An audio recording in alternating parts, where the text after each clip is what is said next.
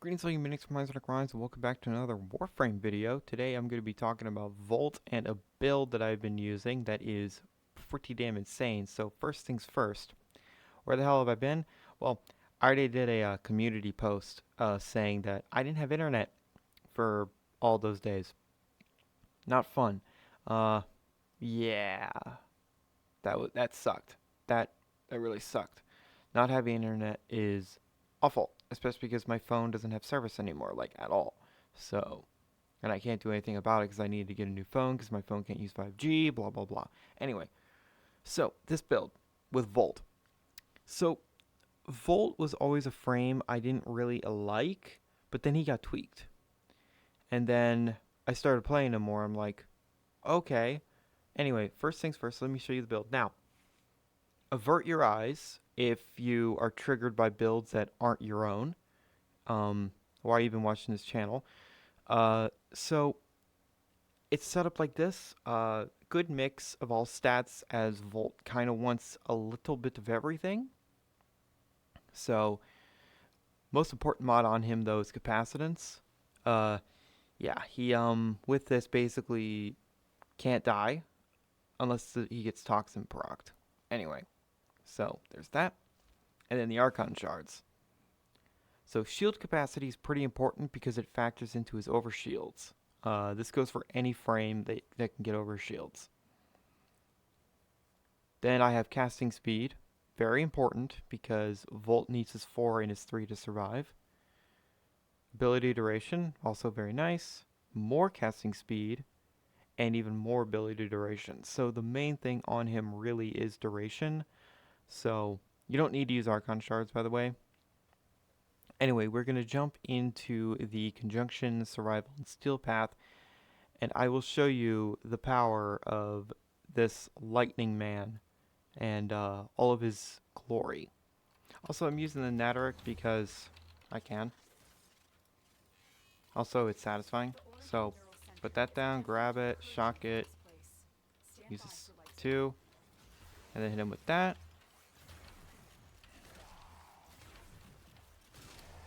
Alright. So, the cool thing about his 4 is it might not kill the Grineer enemies, but Corpus get absolutely obliterated by it. Because, you know, they have shields. Also, his 1 is nice, cheap crowd control. Honestly, his entire kit is really, really nice. And you can see the buff that casting speed gives.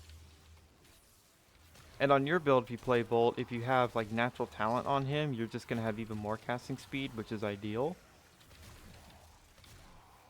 But honestly though, this build is pretty damn overkill for like 90% of the game.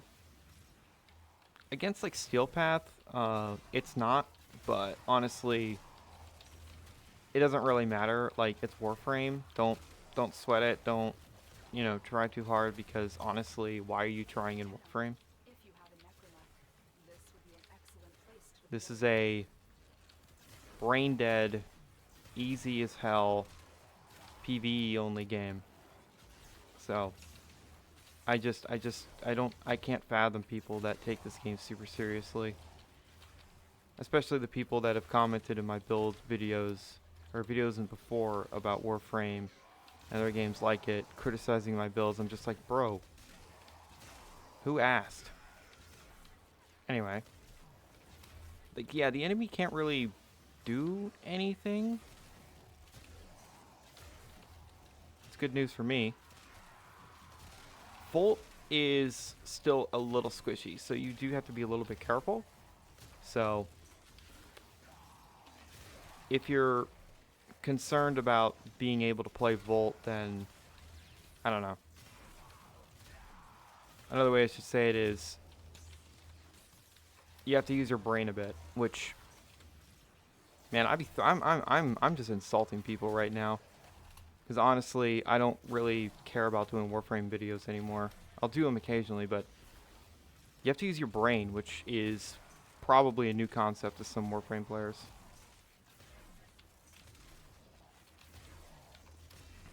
You guys realize I've been playing this game since 2018, right? If you're new to the channel, I hope you realize that.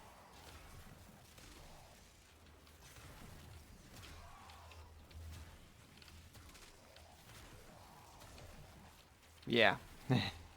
This is awesome. Also, his shield gives critical damage buff and also electric damage, so that's cool. And on something like the Natarek, that is quite the buff. I mean, it's not needed at all because the Natarek like one-shots like everything.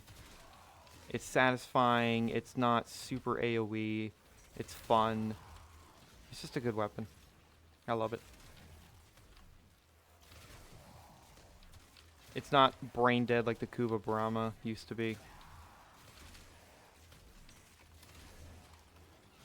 Honestly, I'm kind of hoping that the next Warframe is my cup of tea, because Varuna isn't. Um, I hope the new frame is fun. I hope we get cool new changes, and I want like new game modes and replay value and all things like that, because again, I've been playing this game since like the end of 2018, early 2019. I've been playing this game for literal years. Oh, there's also a cool thing about his 4 called it stuns acolytes, and you'll see that in a moment. If they detect you, fighters will soon attack. The sentient has detected you. Fighters incoming. So would I say I'm burned out on this game? A little bit.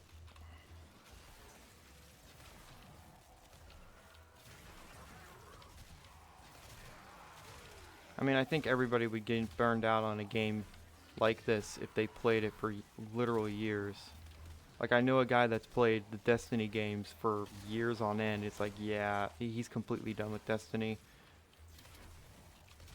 And I can understand that. I've played Destiny too. It's fun. I just haven't really gotten into it.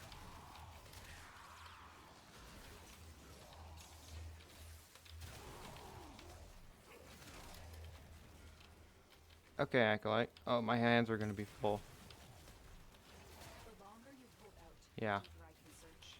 But if you need to leave, extraction is Also, neat thing about playing Volt, you can use the they aren't from your shields to... life Hey! Destroy them. They are drawing from your life. Ass!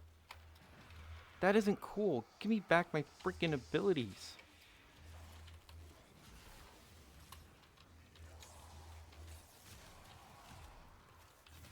That's what you get. Yeah. Where'd that...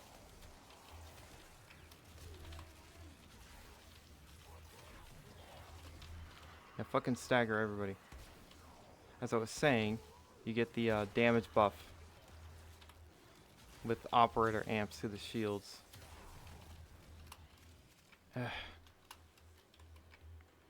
D-bag taking my freaking abilities and everything.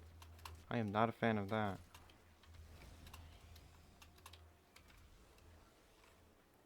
So yeah, Volt is honestly, I find him a lot of fun. He really benefits from like higher levels and a lot of enemies, because his 4 will just keep crowds stun locked and keep regenerating his shields, and it's just a nice loop. Now, before all these tweaks, I thought Volt was unfun.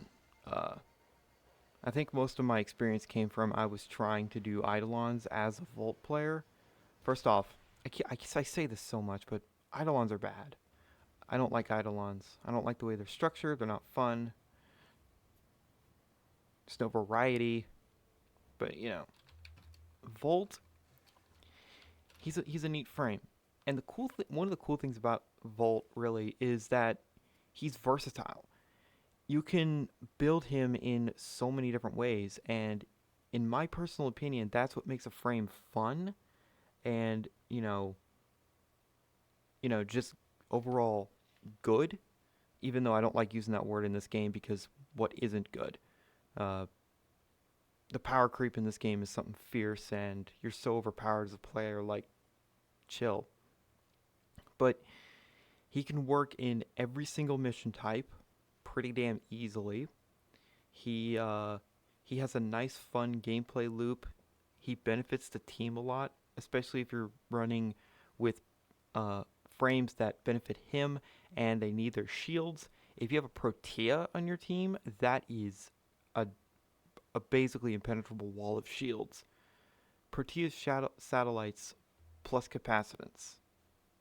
Yeah, the shields aren't going down, especially if that Protea has a lot of power strength like mine does. Um, so I know I can hear some people say, why don't you have shield arcanes? Because they're unobtainable to me.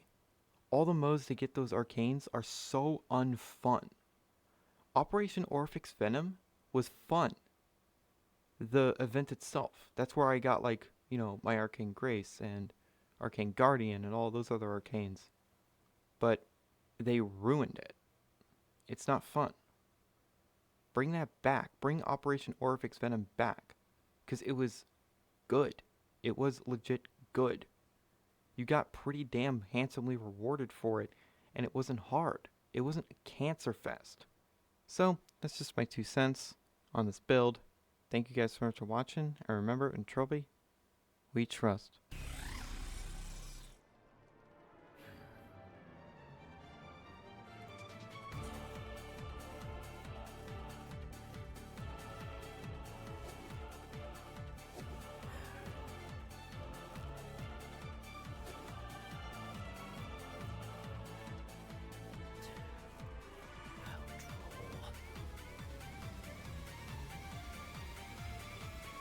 That's enough!